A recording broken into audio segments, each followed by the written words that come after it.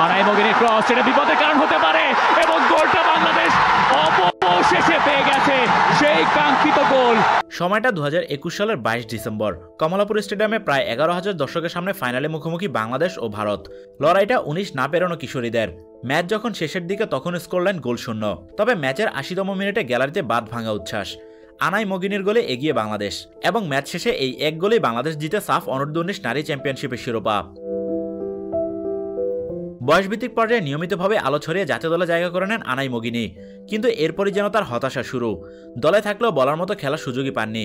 এভাবে সুযোগ না পেতে পেতে হতাশা গ্রাস করেছে তাকে, আর সে হতাশা থেকে এবার ফুটবলকে বিদায় বলে দিলেন তিনি।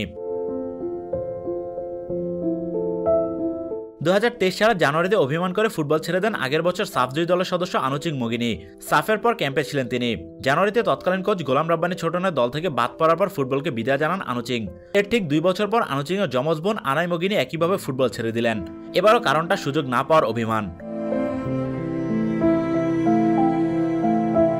আনুচিং মগিনী ও আনাই মগিনী 2 বোনই ছিলেন 2022 সাফ চ্যাম্পিয়নশিপের দলে।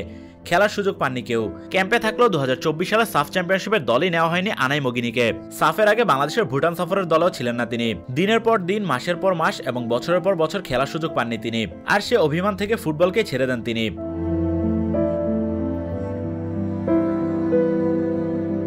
ফুটবলকে ছেড়ে দেওয়ার কারণ হিসেবে শোনা যাচ্ছে বিয়ে করে ব্যবসা শুরু করেছেন আনাই। তাই এখন আর ফুটবল নিয়ে কোনো ভাবনা নেই তার। নিজের ব্যক্তিগত জীবনই মনোযোগী হতে চান তিনি।